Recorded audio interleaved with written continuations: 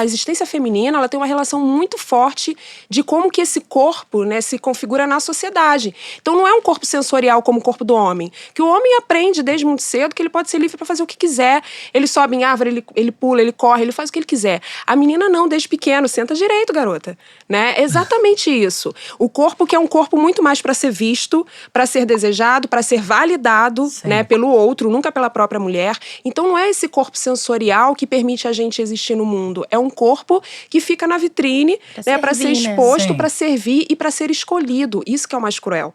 Porque a gente tem uma relação, as mulheres, a gente cresce nessa relação de que para ser aceita em todas as áreas da vida, nos relacionamentos amorosos, no trabalho, tudo, o corpo tá ali muito presente. Então não tem como dissociar uma coisa da outra.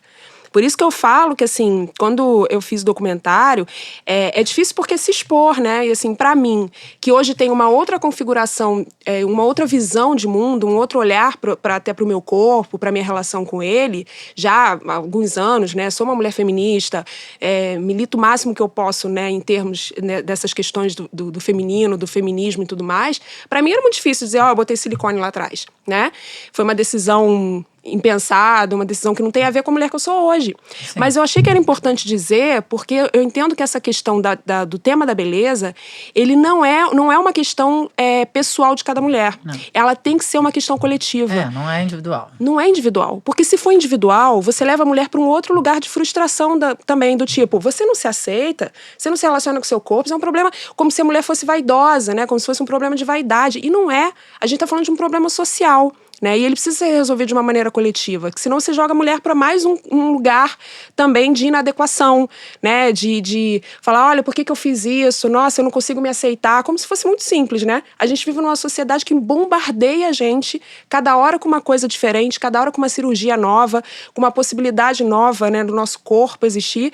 E aí diz pra gente depois, mas você não se aceita porque você é fraca, né? Porque você tem a cabeça fraca. Claro que não é isso. Né? Claro que a gente é impactada porque somos seres sociais antes de tudo, né? Somos, como seres humanos, a gente vive em sociedade, então a gente é impactada por isso também. Então, quando apresentou esse preâmbulo, para dizer por que eu fiz o filme. Trouxe o debate, mas o filme também é muito legal, porque você traz esse debate que é necessário, político, social, coletivo, mas também embasado pela sua experiência pessoal. Como é que foi isso que se desenrolou? Isso que eu queria que você dividisse com a gente aqui. Pois é. Então, assim, logo que eu coloquei o silicone, assim, a cirurgia em si, né, entrar num hospital, passar por aquela situação toda, porque é tão... Parece, quando a gente vê na rede social, quando a gente vê, assim, essas clínicas todas, essas influenciadores, todo mundo coloca de uma maneira tão simples, né? Você vai lá fazer uma... Ninguém nem diz cirurgia plástica, só fala plástica. Então, tira o nome de cirurgia, porque cirurgia é uma palavra pesada, né? Então, quando você chega no hospital e você vê toda aquela cena montada para você fazer uma coisa que não necessariamente que você não precisa, né, que você não tá com problema de saúde, aquilo me impactou muito, assim. Eu tive, logo em seguida da cirurgia, eu fiquei bem mal, assim. Realmente foi um processo meu pessoal que foi importante até para mim de aceitação, sabe? Falar, caramba, eu tive que passar por isso, talvez até para despertar esse novo olhar, para repensar quem eu sou. E é isso. E aí fui vivendo, mas obviamente já tava com silicone ali, e aí vida que segue. A gente não pode ficar a vida se culpando por as decisões que a gente tomou. Mas sempre ficava aquela sensação de que eu tinha feito uma coisa que eu não Mas enfim, assim não tinha que me você sentido fez, bem. já bateu essa reflexão Foi toda? logo que eu fiz por conta do peso de ser uma cirurgia.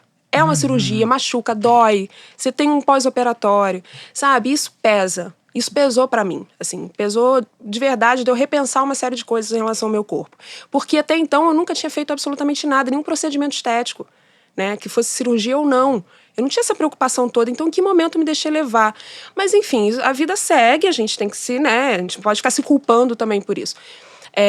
E só que ao longo dos anos, quando eu tinha mais ou menos uns 7 anos de prótese, eu voltei no cirurgião plástico porque eu tava com um nódulo no seio direito.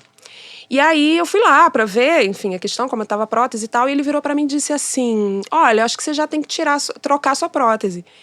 Cara, naquele momento ali me baixou um negócio, eu falei assim, porque ele tinha dito pra mim que eu não precisaria nunca trocar, que era vitalícia, porque eles sempre falam isso. Eles sempre falam, mas eles sempre tem que trocar. Falam, sempre tem que trocar. Sempre tem que trocar. Sempre. Eu não sabia que tinha isso de...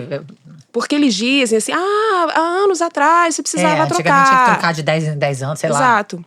E aí, agora não precisa mais, agora é capaz de você morrer, o silicone tá intacto. É esse o discurso, né? Da grande maioria, e eu não tô dizendo só por mim, porque eu vi relatos de várias mulheres, e o relato era o mesmo.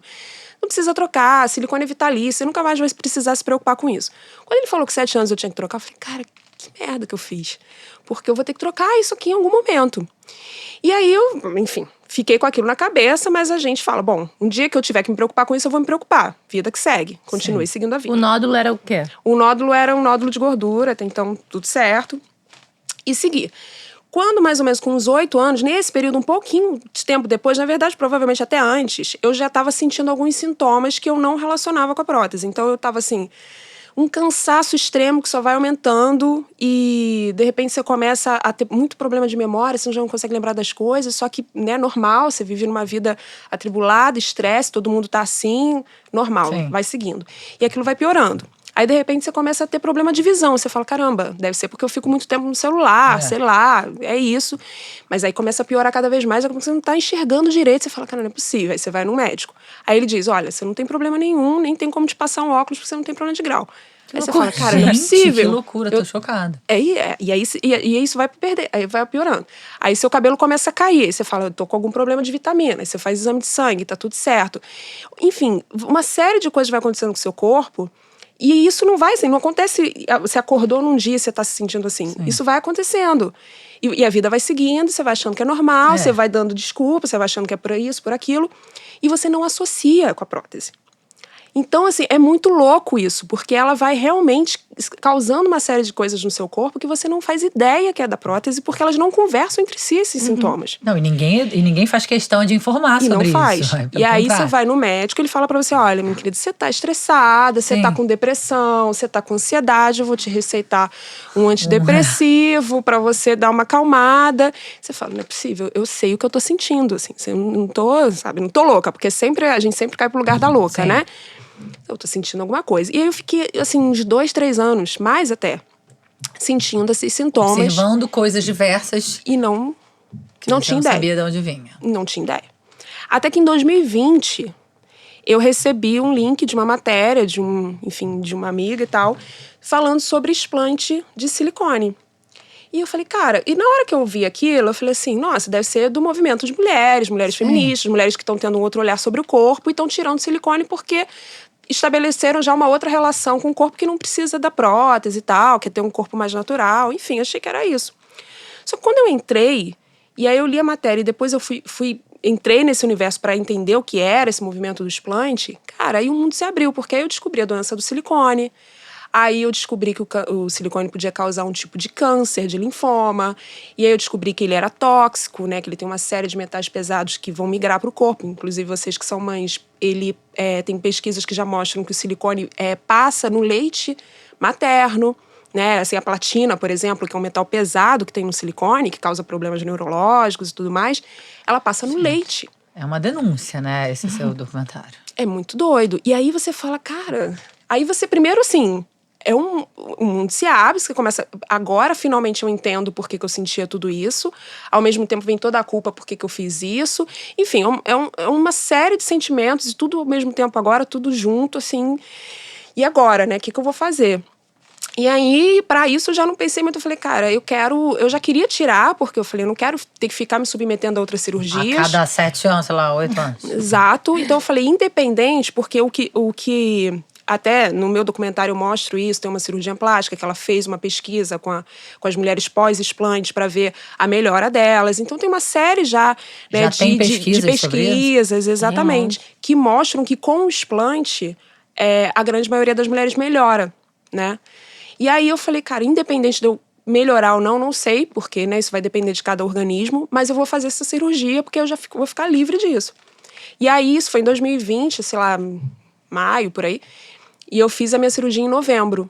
Então, foi tudo muito rápido. E ao mesmo tempo que eu fiz a cirurgia, eu já tinha decidido. Falei, eu vou... Na pandemia.